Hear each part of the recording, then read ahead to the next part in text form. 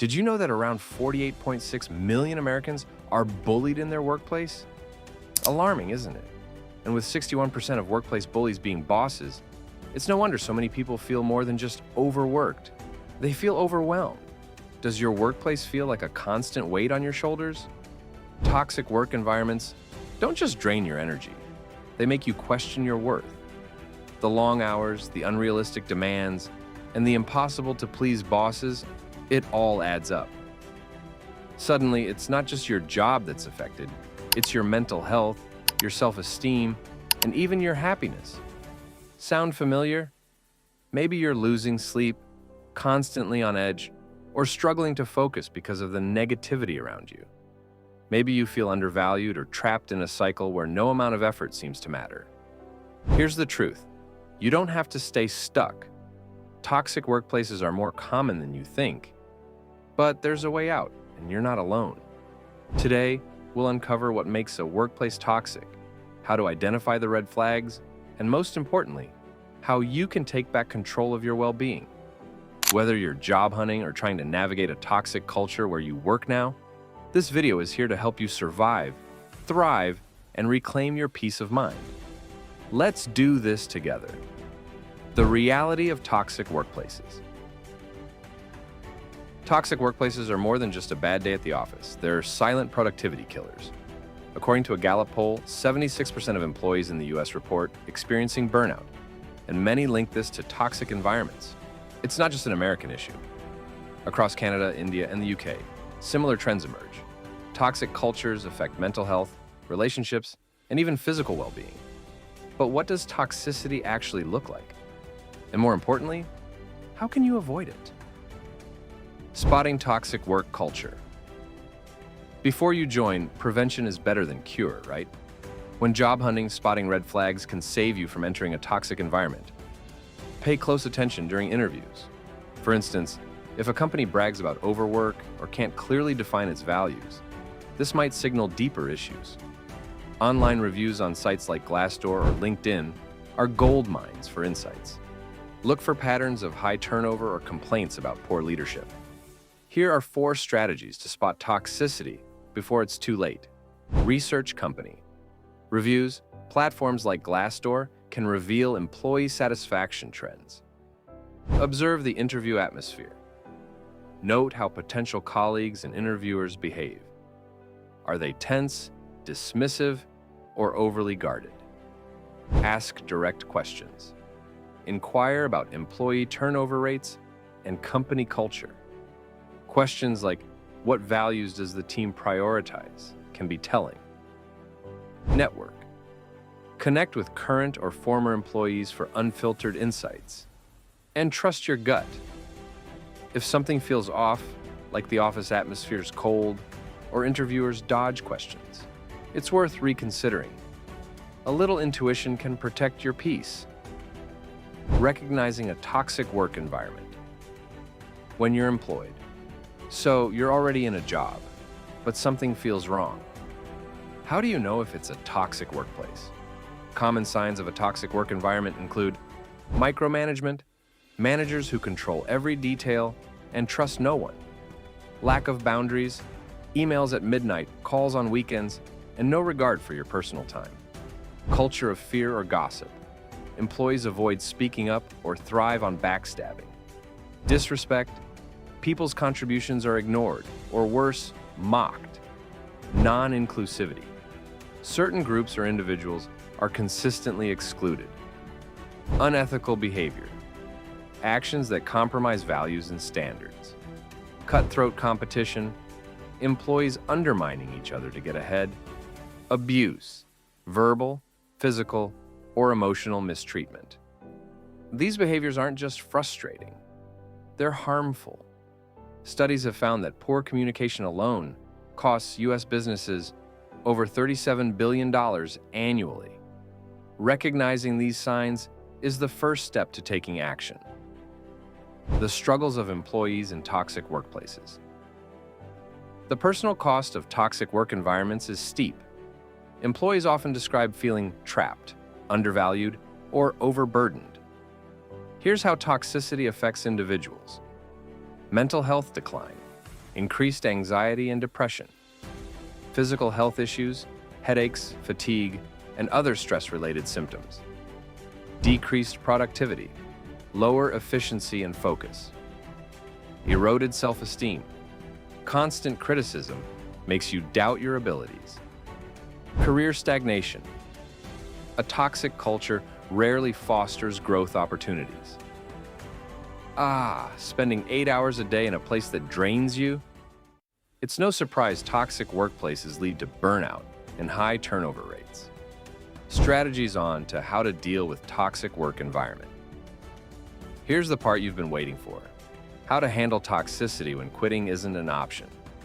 Let's break it down into actionable steps. 1. Start by setting firm boundaries. Now, it's easy for work to seep into every corner of your life if you're not careful, but boundaries are your armor against burnout. First, define your non-negotiables. For example, commit to ending your workday at a set time, like 6 p.m., and stick to it. Say it clearly. I'll be unavailable after 6 p.m. unless it's an emergency. Use your calendar as your ally. Block out time for focused work, breaks, and even personal activities to make sure you step away and recharge. Protect this time fiercely. Learn to prioritize tasks without guilt. When your boss adds last-minute requests, respond calmly. I'd be happy to help.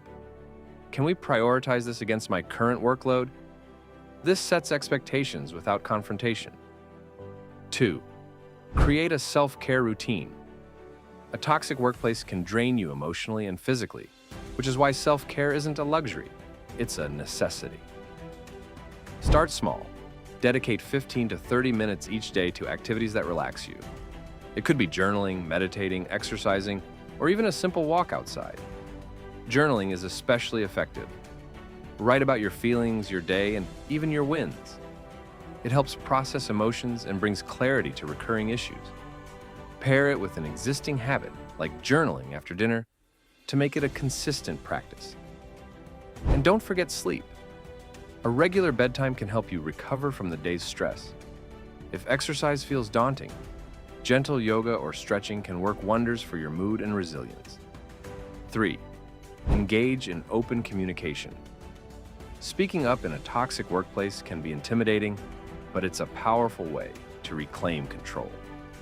Start by preparing your thoughts. Focus on the facts, not emotions.